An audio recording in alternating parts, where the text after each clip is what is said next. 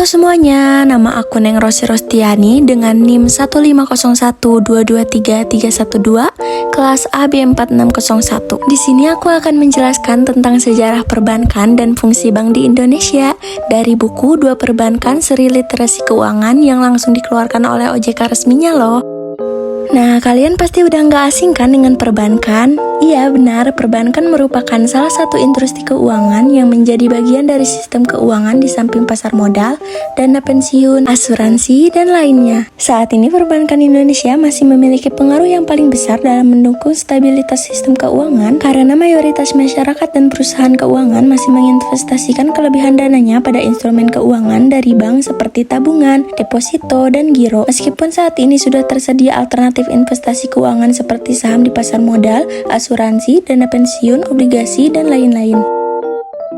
Bagaimana sejarah perbankan dimulai? Asal mula kegiatan perbankan dimulai dari jasa penukaran uang, sehingga dalam sejarah perbankan, arti bank dikenal sebagai meja tempat penukaran uang. Dalam perjalanan sejarah kerajaan tempo dulu, mungkin penukaran uang dilakukan antar kerajaan yang satu dengan kerajaan yang lain. Ada 4 tahapan dalam sejarah perbankan ini. Tahap pertama adalah prastadium atau embrional. Pada tingkat ini muncul penitipan uang di kuil bukan dengan tujuan menabung, melainkan karena tempatnya dipandang aman untuk menghindari resiko pencurian atau perampokan.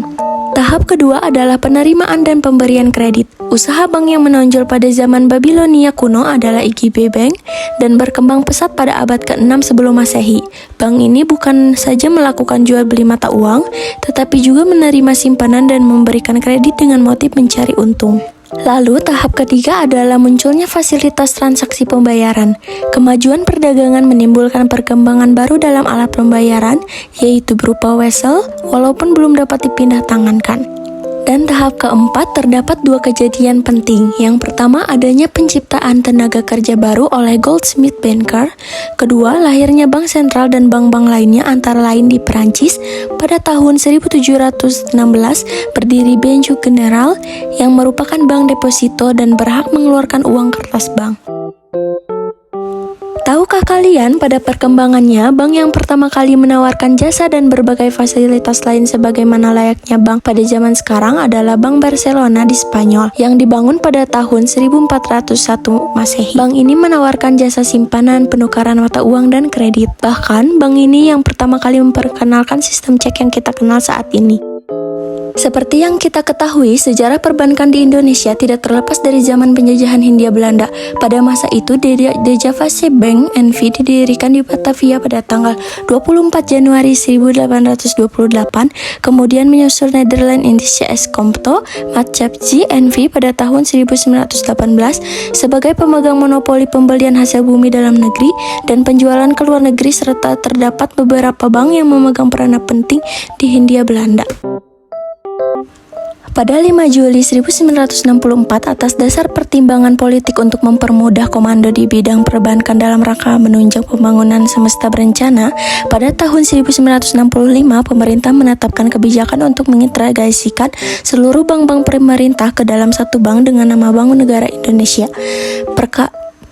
Prakarsa pengintegrasian bank pemerintah ini berasal dari ide Yusuf Muda dalam yang saat itu menjabat sebagai Menteri Bank Sentral atau Gubernur Bank Indonesia, yang baru diangkat dari jabatan semula Presiden Direktur BNI dan disetujui oleh Presiden Soekarno. Ide dasarnya adalah menjadikan perbankan sebagai alat revolusi dengan moto Bank Berjuang di bawah pemimpinan besar revolusi. Nama Bank Negara Indonesia BNI sebagai bank tunggal diusulkan oleh Yusuf Muda dalam sendiri. Hasilnya adalah lahir struktur baru Bank Berjuang ini menjadikan 1. Bank Indonesia menjadi Bank Negara Indonesia Unit 1, 2. Bank Koperasi Tani dan Nelayan serta Bank Eksim Indonesia menjadi Bank Negara Indonesia Unit 2, 3. Bank Negara Indonesia menjadi Bank Negara Indonesia Unit 3, 4. Bank Umum Negara menjadi Bank Negara Indonesia Unit 4, dan 5. Bank Tabungan Negara menjadi Bank Negara Indonesia Unit 5. Akan tetapi tidak semua bank pemerintah berhasil diintegrasikan ke dalam Bank Berjuang, yakni Bank Dagang Negara atau BDN dan Bapindo. Sebagaimana diketahui bahwa Indonesia mengenal dunia perbankan dari bekas penjajahnya yaitu Belanda.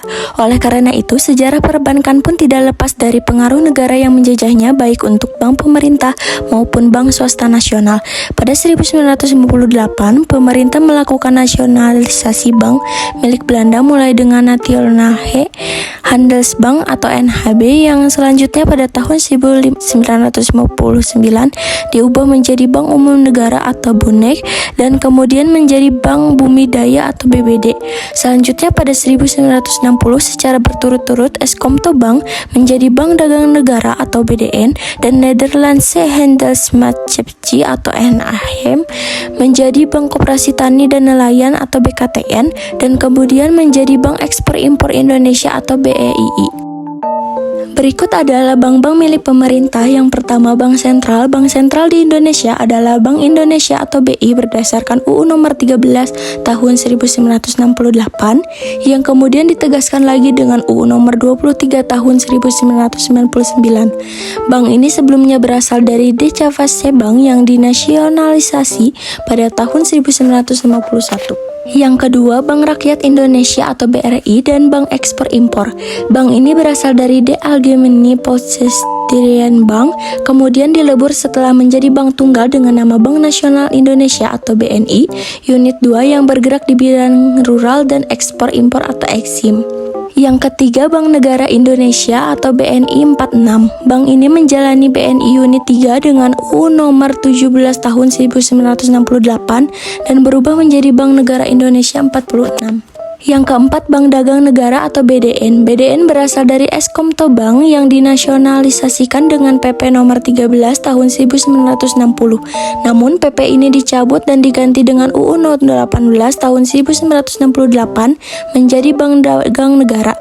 BDN merupakan salah satu bank pemerintah yang berada di luar Bank Negara Indonesia unit. Yang kelima, Bank Bumi Daya atau BBD. BBD semula berasal dari Nederlands Indische Handelsbank, kemudian menjadi National Handelsbank. Selanjutnya bank ini menjadi Bank Negara Indonesia unit 4 dan berdasarkan UU nomor 19 tahun 1968 menjadi Bank Bumi Daya. Yang keenam, Bank Pembangunan Daerah atau BPD. Bank ini didirikan di daerah tingkat 1, dasar hukumnya adalah UU nomor 13 tahun 1962. Yang ketujuh, Bank Tabungan Negara atau BTN. BTN berasal dari Depospar Bank yang kemudian menjadi Bank Tabungan Pos tahun 1950, selanjutnya menjadi Bank Negara Indonesia unit 5 dan terakhir menjadi Bank Tabungan Negara dengan UU nomor 20 tahun 1968. Yang kedelapan ada Bank Mandiri, merupakan hasil merger antara Bank Bumi Daya atau BBD, Bank Dagang Negara atau BDN, Bank Pembangunan Indonesia atau Bapindo, dan Bank Ekspor Impor Indonesia atau Bank Eksim. Hasil merger keempat bank ini dilaksanakan pada tahun 1999. Yang terakhir, sejarah BPR, Perkreditan Rakyat di Indonesia dimulai sejak abad 19 dengan berdirinya Bank Kredit Rakyat atau BKR, Bank Desa, Bank Tani, dan Bank Dagang Desa yang saat itu hanya ada di Jawa dan Bali. Perkreditan rakyat tersebut dibangun dengan tujuan membantu para petani, pegawai, dan buruh agar dapat melepaskan diri dari jeratan para rentah darat atau rentenir yang membebankan dengan bunga sangat tinggi. Selanjutnya mengenai fungsi bank di Indonesia. Dalam menjalankan fungsinya, bank harus beroperasi dengan baik agar menghasilkan laba dalam mengelola dana masyarakat. Penghimpunan dana masyarakat dapat menimbulkan biaya dana atau cost of fund, dan penyaluran dana masyarakat menghasilkan pendapatan bagi bank. Selanjutnya, setelah memperhitungkan biaya-biaya lainnya, maka bank akan memperoleh laba. Semakin efisien pengelolaan dana masyarakat, maka laba yang diperoleh semakin besar. Berdasarkan UU nomor 10 tahun 1998, fungsi bank di Indonesia adalah 1. Menghimpun dana simpanan masyarakat. Dana yang paling banyak dihimpun oleh bank umum adalah dana simpanan. Di Indonesia, dana simpanan terdiri atas giro, deposito berjangka, sertifikat deposito, tabungan, dan atau bentuk lainnya yang dapat dipersamakan dengan itu. Yang kedua, sebagai penyalur dana atau pemberi kredit. Bank memberikan kredit bagi masyarakat yang membutuhkan, terutama untuk usaha-usaha usaha produktif. Yang ketiga, mendukung kelancaran mekanisme pembayaran. Bank umum sangat penting dalam mendukung kelancaran mekanisme pembayaran. Hal ini dimungkinkan karena salah satu jasa yang ditawarkan bank umum adalah jasa-jasa yang berkaitan dengan mekanisme pembayaran. Beberapa jasa yang amat dikenal adalah clearing, transfer uang, penerimaan setoran, pemberian fasilitas pembayaran dengan tunai kredit, fasilitas-fasilitas pembayaran yang mudah dan nyaman seperti kartu plastik dan sistem pembayaran elektronik. Yang keempat, mendukung kelancaran transaksi internasional. Bank umum juga sangat dibutuhkan untuk memudahkan dan atau memperlancar transaksi internasional baik transaksi barang atau jasa maupun transaksi modal. Yang kelima, penyimpanan barang-barang berharga. Penyimpanan barang-barang berharga adalah salah satu jasa yang paling awal yang ditawarkan oleh bank umum. Masyarakat dapat menyimpan barang-barang berharga yang dimilikinya seperti perhiasan, uang, dan ijazah dalam kotak-kotak yang sengaja disediakan oleh bank untuk disewa atau safety box atau safe deposit box. Yang keenam, pemberian jasa-jasa lainnya. Di Indonesia, pemberian jasa-jasa lainnya oleh bank umum juga semakin banyak dan luas. Saat kini kita sudah dapat membayar listrik, telepon, membeli pulsa dengan telepon seluler, mengirim uang melalui ATM, membayar gaji pegawai dengan menggunakan jasa-jasa bank. Yang ketujuh, dalam penciptaan uang, bank umum mengeluarkan uang giral, yaitu alat pembayaran lewat mekanisme pemindah bukuan atau keriling. Kemampuan bank umum menciptakan uang giral menyebabkan posisi dan fungsinya dalam pelaksanaan kebijakan moneter. Bank sentral dapat mengurangi atau menambah jumlah uang yang beredar dengan cara mempengaruhi kemampuan bank umum menciptakan uang giral. Lalu, Bank Peduli Bencana. Bank-bank di Indonesia tidak hanya selalu fokus pada transaksi keuangan dan perbankan, namun juga penanganan terhadap korban bencana alam. Untuk membantu korban bencana alam, himpunan bank-bank milik negara atau Himbara dan Perbankan Nasional atau Perbanas bersama-sama membantu korban bencana alam dengan mengirimkan sembako, pakaian, dan kebutuhan balita dan wanita. Hal ini terlihat pada saat terjadi bencana tsunami di Aceh, gempa bumi di Yogyakarta, meletusnya gunung berapi. Selain membantu korban bencana alam, bank-bank nasional juga membantu masyarakat yang merupakan nasabahnya untuk dapat melakukan transaksi keuangan dengan menerjunkan mobil layanan bergerak. Dengan mobil layanan bergerak, nasabah bank dapat melakukan transaksi perbankan seperti tarik tunai, pemindah bukuan, pembayaran tagihan, layaknya seperti di outlet bank. Beberapa bank nasional bahkan menerapkan kebijakan tersendiri bagi masyarakat yang ingin menarik dananya tanpa memiliki buku tabungan maupun ATM, yaitu bank akan melakukan verifikasi data-data nasabah sebelum nasabah melakukan transaksi. Nasabah yang terkena bencana dan memiliki pinjaman di bank, beberapa bank bahkan menerapkan kebijakan tersendiri untuk memberikan keringanan kepada nasabah, antara lain melakukan restrukturisasi pinjaman dengan memperpanjang waktu pelunasan pinjaman, pemotongan bunga, bahkan dengan memberikan penghapusan utang atau charge off. Hal ini menunjukkan bank tidak hanya peduli kepada bisnis mereka, namun bank juga peduli terhadap kesulitan yang dialami oleh nasabahnya dan memberikan solusi yang nyata kepada nasabah. Beberapa contoh bank peduli bencana seperti Bank Mandiri memberikan bantuan untuk korban bencana di Sumedang, Sulawesi Barat, dan Kalimantan Selatan.